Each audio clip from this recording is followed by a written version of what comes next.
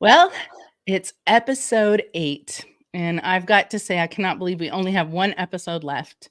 John and I are here to talk about the episode that has my very favorite heroes in it. As you can see by my hat and my shirt, I am a Tuskegee super fan. And I knew this Tuskegee Airman on my shirt, and I will share a little bit about my personal relationship with the Tuskegee that I got to know. But for now, we'll jump in and I'll bring up John. Mhm. Well, what do you think? Well, one Getting quick near the question before we get started on the show. Did you wear your outfit while you watched the show? end. Well, honestly, the shirt's a little tighter than it was when I first bought it. So I saved Oh, it for this morning. well, get back to the show part. I enjoyed it a lot. Now, one thing I think that we can share with the viewers that there was a lot of information in this episode. I mean, Yeah. besides your Tuskegee Airmen, the D-Day invasion. I mean, a lot of information, a lot of stuff was going on, a lot of moving parts. Then you got Yeah. the POW situation and stuff. And of course, the opening scene with the Tuskegee Airmen, great. It Yeah. just great visuals going into it.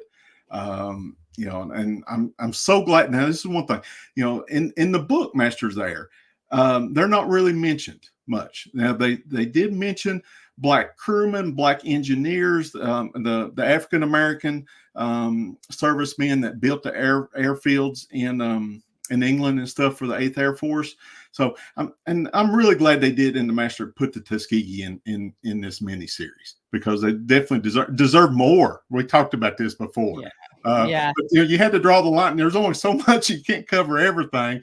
Well, it's episode 8. There's one episode left. It's mind-boggling to me to think about how in the world, I'm guessing the last episode's an hour long. I haven't looked. I don't know if that's available knowledge to us, but how in one hour they're going to wrap up everything that's going on right now and not have us feel like we got a little short end of the stick. We were talking about the fact that first of all, we're so grateful that they made this show. And so any criticism that they should have done more is just, I think, a reflection of just how great it's been. And they did spend a lot of money to give us what we have right now. Yes. But with that said, there's so many important stories that really deserve, from a historical standpoint, deserve so much more attention.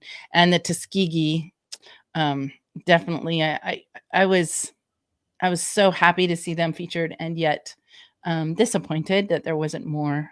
But at the time we have the Tuskegee, we have D-Day, and talk about an event that deserves a lot of attention.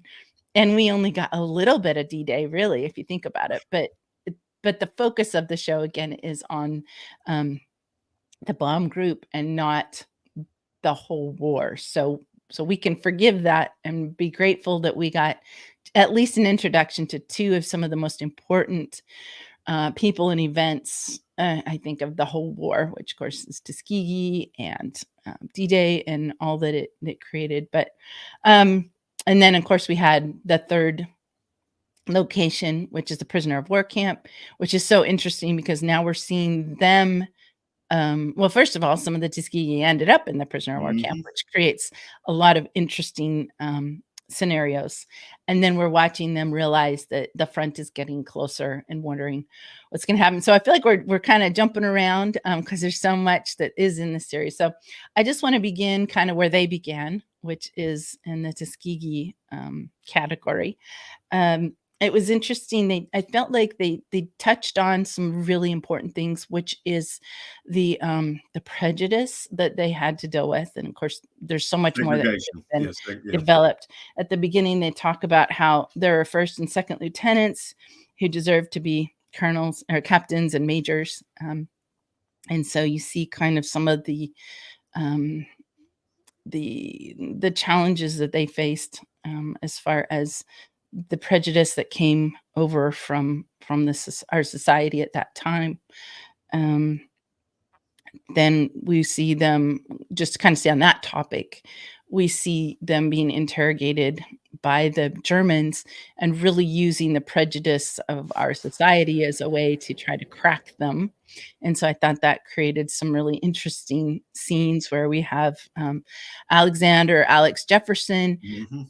They say to him, back there, they'd probably let you be a toilet bowl cleaner, you know. Even though you got a chemistry degree, yeah. Mhm. Yeah, and you'd be a revered scientist here. And then we have the other one, Macon, I think his name. I wrote it I down. kind of wanted him to say, "Well, that's better than being a Jewish engineer in Germany." Uh, Yeah. Oh, that would have been nice. I like yeah, yeah. that. I thought that was so hypocritical. I was like, well, Yeah. you know, And then Macon's there, and they're doing the same thing, and he's like, "Well, do you know of a better country?" yeah. And then he brings up his expression, and I thought this was so good and so important, that he's fighting for this country because he says, I believe what they're trying to live up to what we are meant to be, and that he wants to go back and be a part of making that happen faster. And I think that really shows that, yes, they went into this war with a lot of and so much about what happened at Tuskegee when they're trained and things like that, but they still had this tremendous patriotism. And we owe them so much, because the bomb groups became successful because of the skill, and I think the determination, just the grit of the Tuskegee, who did some of the best flying of any of the pilots during the war, if not the best, really, which is a whole lot of history to dive into. But I just love that. Do you have anything that you want to comment as it Yeah, relates I to was going to add that? just a little bit, and this is from the book that the miniseries didn't cover, and it talked a little bit about the African American in the book, the crews that built the airfields in England that ran. There were African American supply groups, and I wish I could remember off the top of my head those exactly engineering and supply groups. I can't think of it right now, and also how they were segregated by the military, our military, United States Mhm. Army and stuff, and even how they would only let them have passes, weekend passes, when the white American airmen had passed. So they'd rotate weekends, so they wouldn't congregate. And it was an interesting dynamic in the book because, okay, they came from America that was segregated at that time, but in England they weren't. So the Mm. reason why they started segregating and doing the every other weekend pass was you had everything getting mixed together in pubs and in London and in all the R&R, and they were having fights, as you can imagine. It didn't work well. So, they went to that every other weekend type pass situation. So, the book definitely goes into that. And what they did was, in the miniseries, kind of substituted the stories in Masters of the Air book, and they using Tuskegee to show the same thing. How, Mhm. these are brave men, they're patriotic men, and but yet there's problems back home, and I'm glad they did recognize that and put that in the miniseries. Yeah. And of course, we see two of the Tuskegee, or three of the Tuskegee, arrive at the prisoner of war camp. Macon had actually, when he came down in his parachute, he actually had broken his neck and his Oh, shoulder. yeah, So you get an indication that there's something wrong, and so in the history, that's exactly what happened. And if he moved too much, he would pass out, and they had to kind of help brace his neck. And you see them carrying him into the camp, and can you imagine the pain of that kind of injury? It's just unbelievable. You see them be greeted by the other prisoners, and you again see some of the prejudice. Some of them were saying, "Wow, they we're so grateful to them. We're here because of them." And then others like, well, "I wonder how many of them there are," and and their greeting wasn't necessarily as warm as you'd like to see. But yeah, some definite heroes. Those are really important historical men that were featured. I think a good choice, and of course, time wise, they're in the camp with our other main heroes. Um, I want to just take a minute now, before we move on to the other scenes of the film, the series, and just share a little bit about my personal connection to the Tuskegee, and one in particular, which is Lieutenant Calvin J. Spann. Um, this is a picture of me with Lieutenant Span, and I'm wearing the shirt, or I'm holding up the shirt that I'm wearing today. I heard that there was a Tuskegee Airman at a restaurant that was there every Saturday, and he would talk to people and sign T-shirts. So I enthusiastically ran to the restaurant to get mine, and no one else was there to talk to him. I couldn't believe it. I spent hours with him and got to know him and his wife. Enjoyed it so much, and really we became friends. This is a picture of going to a Veterans Day. It was no, actually, it was Thanksgiving. We were putting together Thanksgiving bags for veterans, and there's Calvin Span, Lieutenant Span, with my children and me. And we had him over to our home for dinner. We would play board games with him. And here's a picture of my family with him on his 90th birthday, which actually ended up being his last birthday. I worked with him. We would go downtown to Dallas. I was in the Dallas area at the time, and he would speak to the troubled youth. There was a facility down there, so I actually worked closely with him. He was part of an effort that I was making to help our veterans. I got to walk with the Tuskegee Airmen in the Veterans Day Parade in Dallas on 11/11/11, which is actually the date that I released my book that I read excerpts from time to time, called Heroes, and his story is in the book. I got to interview him.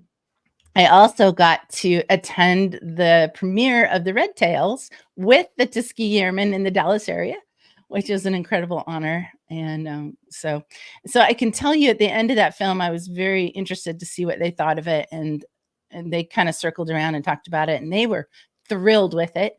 They said it's Hollywood, but we love it. So in case you're wondering what the Tuskegee thought about that. Then I actually had the opportunity, this is just a screenshot from a video. I was able to interview Lieutenant Calvin Span sitting in front of a P-51 right there at the Kavanaugh Flight Museum in Dallas. And as you can see, under my name, it's author of Triumph Book Heroes. And he is one of the original Tuskegee Airmen. So with all that, here's a picture of me and him holding the book. His story, I got to interview him. And of course, the stories in this book are all first person. So I interviewed him and wrote his story. Oops, I bumped the mic. Putting on my glasses in first person. This is a little excerpt from his story that I just think is so valuable. I want to share it. He said, the Tuskegee Airmen test scores for the FAA were in the top 10%. These records were sealed for 25 years, along with our feats in war. It was opened in the 1970s. The government didn't want people to know how good we were. No one talked about the black pilots. If kids told their teachers at school that their father was a pilot, they would be called liars. We went through a total of 16 months of training before being sent overseas. Our trip across the ocean was spent on a Liberty ship for 27 nights and days with no duties. We played poker the whole way across using our paychecks as collateral. If you lost, you crossed your name off the check and the next person would sign it. When we got to Europe, the checks were completely filled with names. We landed in Marseille, France. Upon arrival, we went into town with a .45 caliber guns, but no bullets because we were black. The gun was part of the uniform, but not the bullets. Someone found a way to get a few rounds, so when we went to town, we went with 1 round each and our feet for protection. Wow, that's a great story. Isn't that just story? And his whole story is just, it's one of my favorites. And I'll mention, I actually interviewed a B-24 waist gunner who had been protected by the Tuskegee. And his name is Eugene Fattig. And I have a behind the story of every story. And I ended up getting a whole chapter from him in his time. Because he had been shot down twice and crash landed and been, had his foxhole blown up. So it's a great story. 9 lives. Oh my and goodness. I just want to read for you what he said. It's just real short about being protected. I feel like the show did not give enough thank you from those who are protected by this Tuskegee. You know, we got a tiny glimpse of it from one person's brief message, a brief comment in the camp. But let me read what Eugene Fattig, a B-24 waist gunner, said. He said, the Tuskegee Airmen were great because the enemy planes would leave as soon as the Tuskegee showed up. We were so glad to see them. We would wave at them excitedly when they arrived. I don't know if they ever saw us because their planes were so fast. We lumbered along while they zoomed past. They were a huge help. I am here today because of them. Wow. Well, That's I a just, powerful story. I just felt like that's something that needs to be said as we talk about the Tuskegee Quick Airmen. question for you on Lieutenant Spam, and this relates to the last night's episode. Okay, you know, with Jefferson, and they acknowledge he's a college graduate, chemistry major. Okay, what was Lieutenant Spam's? Was he a college graduate? What was his background? How did he get into Tuskegee Airmen? I guess. Oh, I love it. Okay. I'm glad you brought that up, and I'm going to use this as an opportunity to promote an upcoming episode that we'll do, because I actually have the answer to that in that video. Okay. This video where I interviewed him in front of a P-51. I got some footage from that I want to share. So you and I are going to film a future episode where I share a little bit more from him and talk more about the Tuskegee. Because we really, if we're going to be a Masters of the Air show, then we're going to take the time to really honor our Tuskegee Airmen. So, so everybody come on back, watch for that show to get that answer. So let's move on to Crosby and the preparing for D-Day and what that was like. Yeah, you know, of course, you know how we always get online and check what people's talking about. You know, some of the criticism was, well, they kind of almost skipped over D-Day and they didn't make it quite as important because, you know, let's be honest, most important day of the war because it's the beginning of the end. And but now I can remember my granddad's stories, and also this, you know, this whole miniseries is about the 8th Air Force. That's the main characters, 8th Air Force. And for the 8th Air Force, this was another business day, but just more of it. You know, they were running their bomb. You see, this was nothing new. They were doing what, you know, they've been doing for 2 years now. Granted, they ran multiple missions, and you know, everything was accelerated as we saw and stuff. And you know that, you know, Crosby kind of sleeping through it. I thought that was a creative way for the screenwriters and stuff to actually it's what happened. It is what happened. Yes, it is what happened. Yeah, you missed it, but yeah, that was a way to kind of not have to show something. So they did a beautiful job, very briefly, of showing all the I'm sure it was CG, but you know, all the boats down the ocean and the planes and just the mass that was moving towards Normandy, and that was an awesome moment. Yeah. We wish that we could have a Saving Private Ryan in the air. You know what I mean? Of that day.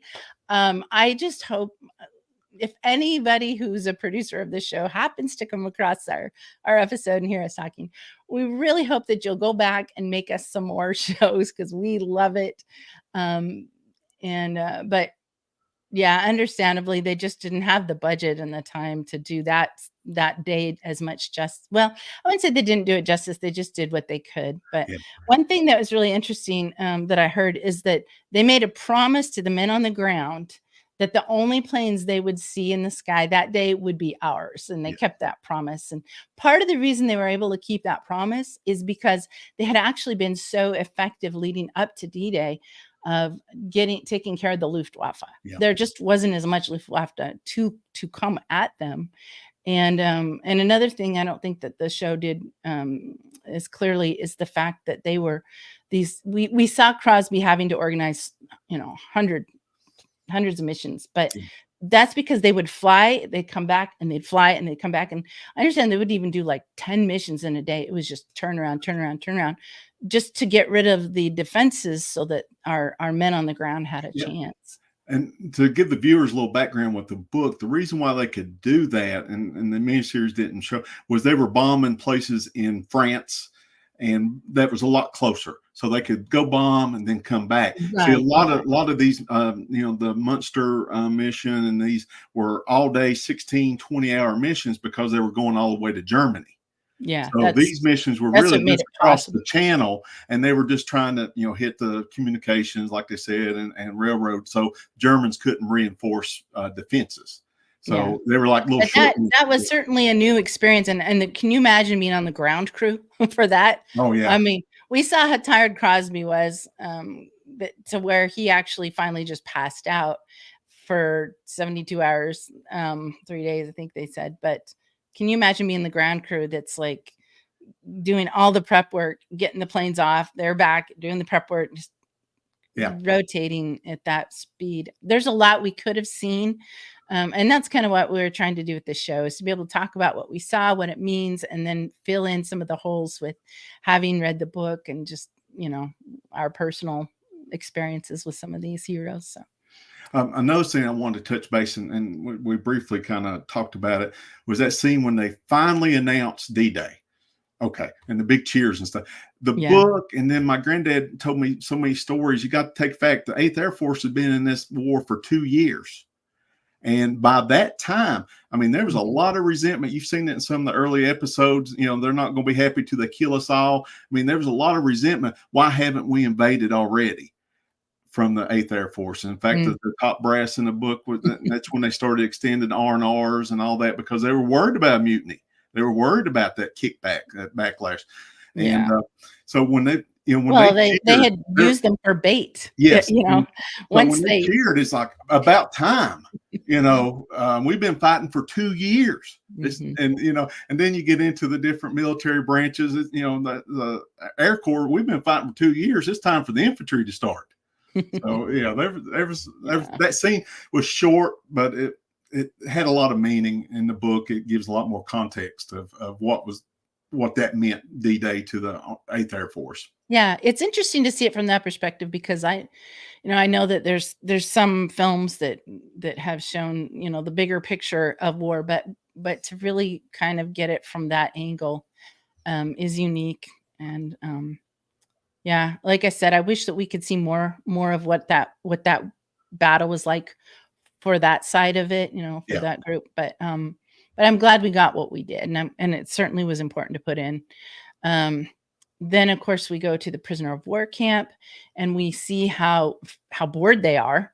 They'd been there for, I think it was 8 months, if I'm remembering correctly. We see Bucky out there reenacting a baseball game. He's just so bored, and Stir crazy. I mean, in the mountains, we call it cabin fever, stir crazy, whatever you want to call it. And you can kind of see that with Bucky. And I've said this before on other episodes. One thing I was glad this miniseries did put in, and I was glad to read the book, Masters There, was I knew very little about POW experiences, true life. Now, not the Hogan hero stuff and all that. And I've seen The Great Escape, but different movies. But the book really goes into detail on how the camps were run, why they were run. And then they had first account interviews with men, and they would talk about the boredom, and not knowing. And see, even they compared it to how it was different than somebody in prison, because when you're in prison, you have a sentence, you have an end date.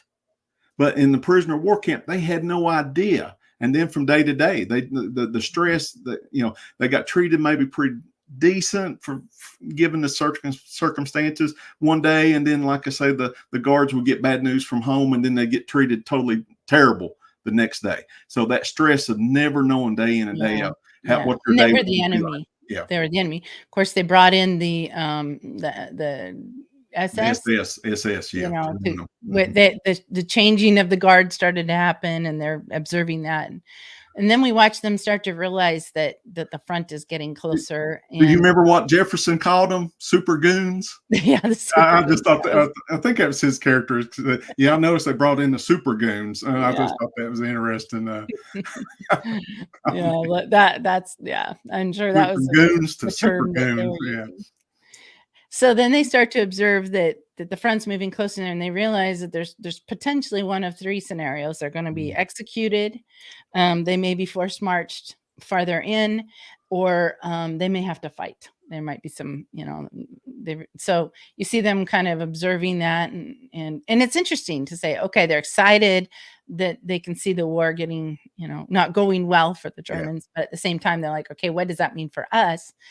And I thought it was really interesting. Of course, they were able to do all of these things under the radar of the awareness of the Germans, and saying, we've got to get in shape if we end up battling. And so they used this big mechanism for pulling out the trees that they were struggling under as sort of a way to rotate and have weightlifting. And I thought that was really an interesting um, uh, tactic.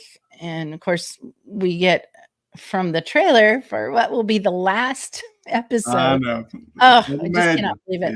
Yeah. We get an idea that they're going to be marched. And of course, if you read the book, then you know what's coming as well. But and of course, the trailer shows that Rosie gets shot down. I mean, the trailer's already out there. Yeah, it gives away a lot. So I guess if we're a spoiler, well, the trailer was the spoiler that's letting us be spoilers in this instance. But yeah, it's a lot. It's just a lot to put into one final episode. And so we're going to be looking forward to it and kind of almost dreading it, because when that's over, it's going to be, I'm reading a lot of people are going back and rewatching the series already, and just saying, now that I've seen it to this point, I go back and I start over, and I appreciate better the people that I'm seeing. I understand who they are more.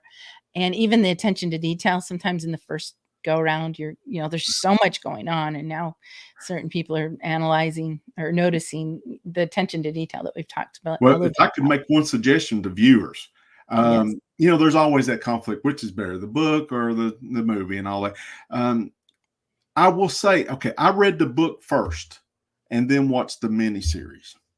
I would probably recommend, in hindsight, to watch the miniseries first and then read the book, because the book gives you a little context, and then rewatch it. Because let me tell you, when you rewatch it after reading the book, you get some of these little things, the context part that a lot of people complain, there's not enough context on some of these scenes and stuff, but the book gives you that context. And then when you rewatch it, the miniseries for the second time, you get it. It was there, but it's just, and we talked from the very first show. There was so much information given to you, so many characters. It was an ensemble cast, but you also had all the different storylines, from POW to air bases in England to up in the air battles, and Well, that book it's a thick one. Yeah, got it up there. It's a thick book. It's very academic at times. And I think it's more interesting probably for a lot of people to read the book once they've seen the series, because now you're more invested emotionally in what you're reading. So I agree with you. I think that's a good order. You have aha moments. Yeah, I mean, we read the book because we wanted to be somewhat informed for this show. But definitely I think that the book is probably going to continue to be a bestseller for quite some time, just because of this show.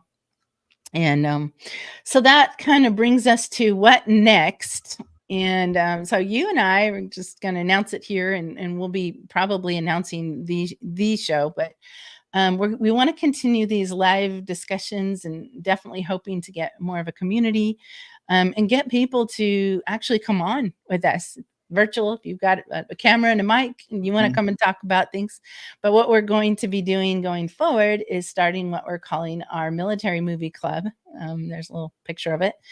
And this will just be an opportunity to continue to have conversations as we pick a different military movie each week and watch it together virtually, in our homes, and come talk about it.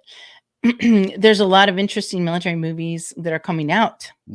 So it's not necessarily just that we got to go back into the archives of military movies, but there's some really interesting ones coming up ahead, even in the month of April, on some of these subscription channels. So if you're interested in participating with that, you can go to our Facebook page, Masters of the Air Talks, or you can go to the website, mastersoftheairtalks.com.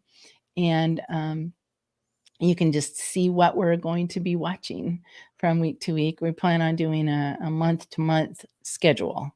So, and definitely subscribe to the channel. We really hope to get more subscribers and build a community, because we just want to be coming together. John and I are not historians. If you're looking for the technical history, you're not going to get that as much from us, a little bit as we do our research. But we just are patriots who appreciate the heroes. And John, of course, has a grandfather that he wrote about in his book that we talk a lot about on the show as well. That was a B-17 bomber pilot. In his book, A Boy from Cracker's Neck. And so he brings a lot of that personal storytelling. And I have interviewed, I've got 27 veterans, first-person stories and heroes from World War II up through our recent conflicts, all different ranks and wars. And so we're just two people that love our country and love those who served it. And if you fall in that category, then and you like to talk about things, then please join our community.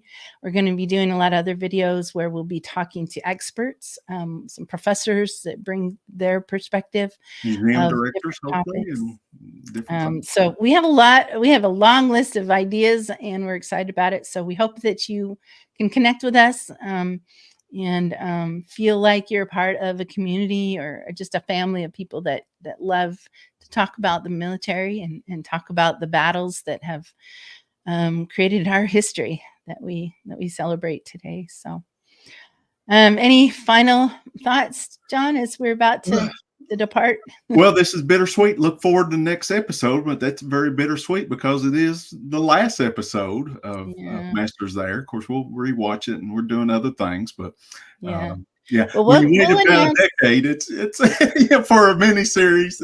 It's hard to believe the last episode's here. Yeah, it went by. We've been looking forward to it for a while. It went by fast. So next week we will decide on. We'll get our schedule up and out for people to join our movie club, and we look forward to seeing you there. Thank you, everybody who's been watching, and hello to all those who watch it in the future. Come and be a part of Masters of the Air Talks.